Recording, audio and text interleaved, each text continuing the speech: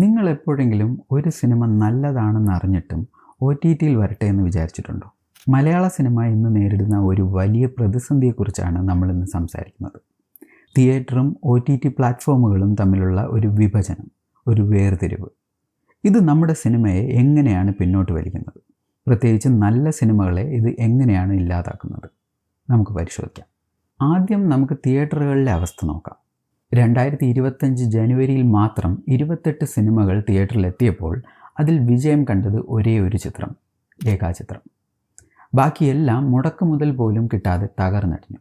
ഇത് വ്യവസായത്തെ ഒരു സമരത്തിലേക്ക് വരെ തള്ളിവിട്ടു. 2 മാസം കൊണ്ട് റിലീസായ 42 സിനിമകളിൽ ഒരെണ്ണം മാത്രമാണ് പിടിച്ചു നിന്നത്. 2024 ചില വലിയ വിജയങ്ങൾക്ക് ശേഷം മലയാള സിനിമ തകരുന്നു. കേരള ഫിലിം പ്രൊഡ്യൂസേഴ്സ് അസോസിയേഷൻ പറയുന്നത് 2025 ഫെബ്രുവരിയിൽ മാത്രം 52 കോടി രൂപയുടെ നഷ്ടമുണ്ടായെന്നാണ്. ചിന്തിക്കണം, ചില സിനിമകൾക്ക് തിയേറ്ററിൽ നിന്ന് ആകെ കിട്ടിയത് വെറും 10,000 രൂപയാണ്. പല സിനിമകളും നിലവാരം കുറഞ്ഞവയായിരുന്നു എന്നതാണ് സത്യം. പക്ഷേ ഈ നഷ്ടക്കണക്ക് ഭീകരമാണ്. ഏകദേശം 650 കോടി മുതൽ 700 കോടി രൂപ വരെയാണ് 2024 കണക്കാക്കപ്പെടുന്ന നഷ്ടം. എന്നാൽ ഈ പ്രതിസന്ധിക്കിടയിലും ചില പ്രതീക്ഷയുടെ കിരണങ്ങളും ഉണ്ടായി. 2025 മാർച്ചിൽ 15 സിനിമകളിൽ 14 എണ്ണം പരാജയപ്പെട്ടപ്പോൾ പിന്നീട് വന്ന 2 സിനിമകൾ ഇൻഡസ്ട്രിയെ താങ്ങി നിർത്തി. എമ്പുരാൻ, തുടരും. മലയാളത്തിലെ ഏറ്റവും വലിയ ബഡ്ജറ്റിൽ വന്ന എമ്പുരാൻ മാർച്ചിൽ നഷ്ടമില്ലാതെ മുന്നേറിയ ഏക സിനിമയാണ്. ലോകമെമ്പാടുമായി ഏകദേശം 325 കോടിയാണ് നേടിയത്. എമ്പുരാന് പിന്നാലെ വന്ന മോഹൻലാൽ ചിത്രം തുടരും കേരള ബോക്സ് ഓഫീസിൽ എക്കാലത്തെയും വലിയ കളക്ഷൻ നേടി. 15 ദിവസം കൊണ്ട് ലോകമെമ്പാടുമായി 184 കോടി, പിന്നീട് 200 കോടി ക്ലബിലും. ഈ 2 മോഹൻലാൽ ചിത്രങ്ങളുടെ വിജയം തിയേറ്ററുകൾക്ക് വലിയ ആശ്വാസമായി എന്നത് സത്യമാണ്. കടങ്ങൾ വീട്ടാനും ലാഭത്തിലേക്ക് വരാനും ഇത് സഹായിച്ചു.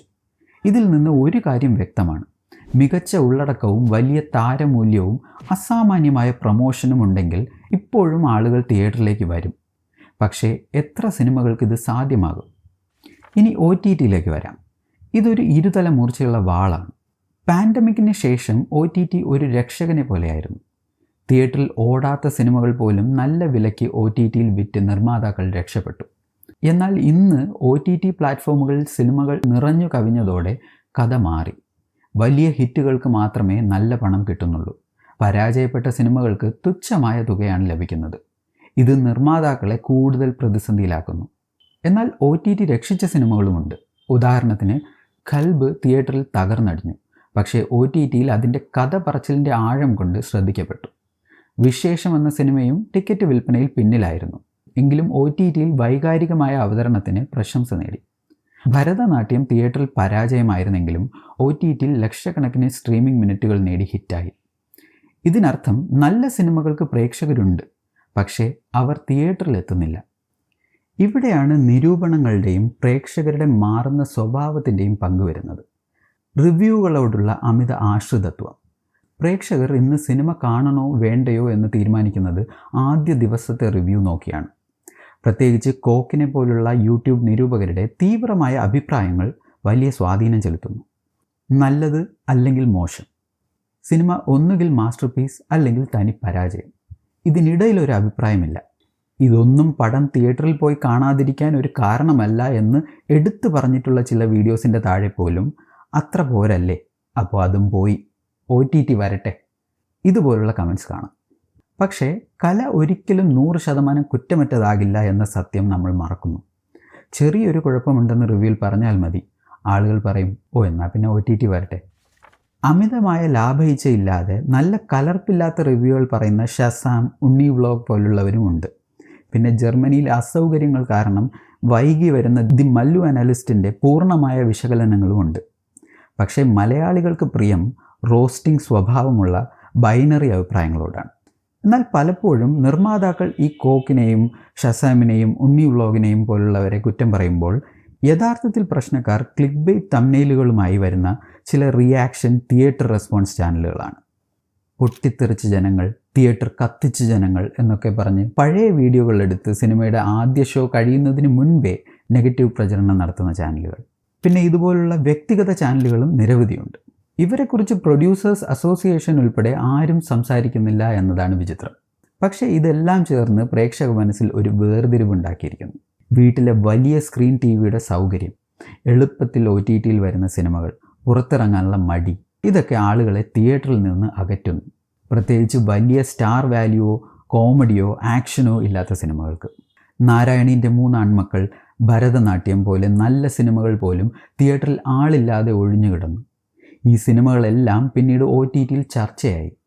സമീപകാലത്ത് പടക്കളം, സർക്കീട്ട് പോലുള്ള സിനിമകൾക്ക് നല്ല അഭിപ്രായം വന്നിട്ടും OTTയിൽ കാണാമെന്ന കമൻറ്റുകളാണ് സോഷ്യൽ മീഡിയയിൽ നിറഞ്ഞത്. ആസിഫ് അലിയുടെ താരമൂല്യവും സമീപകാലത്തെ വിജയങ്ങളും സർക്കീട്ടിനെ അല്പം സഹായിച്ചെങ്കിലും പ്രതീക്ഷിച്ച വിജയം നേടാനായില്ല. നല്ല സിനിമകൾ ആളില്ലാതെ തിയേറ്ററിൽ ഓടേണ്ടി വരുന്നു. അതാണിവിടെ ശരിക്കും പ്രശ്നം. പ്രൊഡ്യൂസേഴ്സ് അസോസിയേഷൻ സിനിമകളെ വിജയ ചിത്രങ്ങൾ, പരാജയ ചിത്രങ്ങൾ എന്നീ 2 കുടക്കീഴിൽ നിർത്തുമ്പോൾ ജനങ്ങൾ ശ്രദ്ധിക്കാതെ പോകുന്ന ആ വലിയ പ്രശ്നം. ഇനി ഈ പ്രതിസന്ധിക്ക് പരിഹാരം കാണാൻ ചില നിർദ്ദേശങ്ങൾ നോക്കാം. നിരൂപകർ സിനിമയുടെ നല്ല വശങ്ങൾക്കൊപ്പം പോരായ്മകളും പറയുക, എന്നാൽ പൂർണ്ണമായി തള്ളിക്കളയുന്ന രീതി ഒഴിവാക്കുക. ഏകകണ്ഠമായ അഭിപ്രായമെന്ന കെണിയിൽ വീഴാതിരിക്കുക. തിയേറ്ററുകൾ ടിക്കറ്റ് വിലയ്ക്ക് ഒരു പരിധി വയ്ക്കുന്നതിനൊപ്പം ആളുകൾ കുറയുമ്പോൾ ടിക്കറ്റ് വില കുറയ്ക്കുന്ന ഡൈനാമിക് പ്രൈസിംഗ് പരീക്ഷിക്കാം. 99 രൂപയ്ക്ക് ഹൗസ്ഫുൾ ആവുന്നത് 200 രൂപയ്ക്ക് 10 പേർ കാണുന്നതിനേക്കാൾ നല്ലതാണല്ലോ. പിന്നെ ഓഫർ കണ്ടു കയറുന്ന ആൾക്കാർക്ക് ഇഷ്ടപ്പെട്ടാൽ മൗത്ത് പബ്ലിസിറ്റിയും ലഭിക്കും. ഒരേ സമയം തിയേറ്ററിലും OTTയിലും റിലീസ് ചെയ്യുന്നതിനെക്കുറിച്ചും ആലോചിക്കാം. പക്ഷേ ഇതിനാദ്യം പൈറസി തടയാൻ ശക്തമായ നടപടികൾ വേണം. പൈററ്റഡ് കോപ്പികളിലെ നിലവാര തകർച്ചയെക്കുറിച്ച് ബോധവാന്മാരാകുക. ടെലഗ്രാമിൽ സിനിമ കാണുന്നത് മോഷണമാണെന്ന് തിരിച്ചറിയുക. അതൊരു OTT പ്ലാറ്റ്ഫോം അല്ല. നല്ല ശബ്ദവും ദൃശ്യാനുഭവവും തിയേറ്ററിൽ നിന്ന് ലഭിക്കുമ്പോൾ അത് വേണ്ടെന്ന് വെക്കുന്നത് എന്തിനാണ്? ഇനി പുതിയ ആശയങ്ങൾക്ക് അവസരം നൽകാനും സാധാരണക്കാർക്ക് വോട്ട് ചെയ്ത് നല്ല തിരക്കഥകളെ കണ്ടെത്താനും 1 രൂപ മുതൽ മുടക്കി ക്രൗഡ് ഫണ്ടിങ്ങിലൂടെ സിനിമയെ പിന്തുണയ്ക്കാൻ കഴിയുന്ന ഒരു ഓൺലൈൻ പ്ലാറ്റ്ഫോം ഉണ്ടാക്കാവുന്നതാണ്. ഇത് നല്ല സിനിമകൾ നഷ്ടത്തിലാവാതെ ഉറപ്പുവരുത്തും. നല്ല സ്ക്രിപ്റ്റുകൾ മോഷ്ടിക്കപ്പെടാതിരിക്കും. നല്ല സ്ക്രിപ്റ്റ് റൈറ്റർമാർക്ക് അവസരം ലഭിക്കും. ഇതിനെല്ലാം ഉപരി പ്രേക്ഷകരായ നമ്മളാണ് ഏറ്റവും പ്രധാനം. OTTയിൽ വരട്ടെ എന്ന ചിന്താഗതി മാറ്റണം. നല്ല സിനിമകളെ തിയേറ്ററിൽ പോയി പിന്തുണച്ചില്ലെങ്കിൽ അത്തരം സിനിമകൾ ഇല്ലാതാകും. കലയിലെ അപൂർണതകളെ അംഗീകരിക്കാൻ പഠിക്കുക. നിങ്ങൾ മോശം സിനിമകൾ കാണണ്ട, ശരാശരി സിനിമകളും കാണണ്ട. പക്ഷേ ശരാശരിക്ക് മുകളിൽ വരുന്ന സിനിമകൾ തിയേറ്ററിൽ തന്നെ കാണാൻ ശ്രമിക്കണം.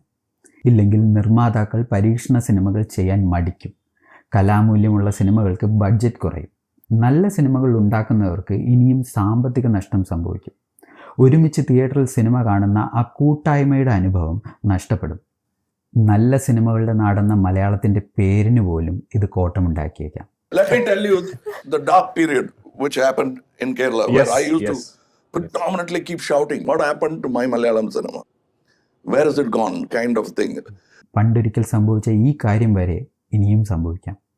അതുകൊണ്ട് നല്ല സിനിമകളെ തിയേറ്ററിൽ പോയി പ്രോത്സാഹിപ്പിക്കേണ്ടത് നമ്മൾ ഓരോരുത്തരുടെയും ഉത്തരവാദിത്തമാണ്.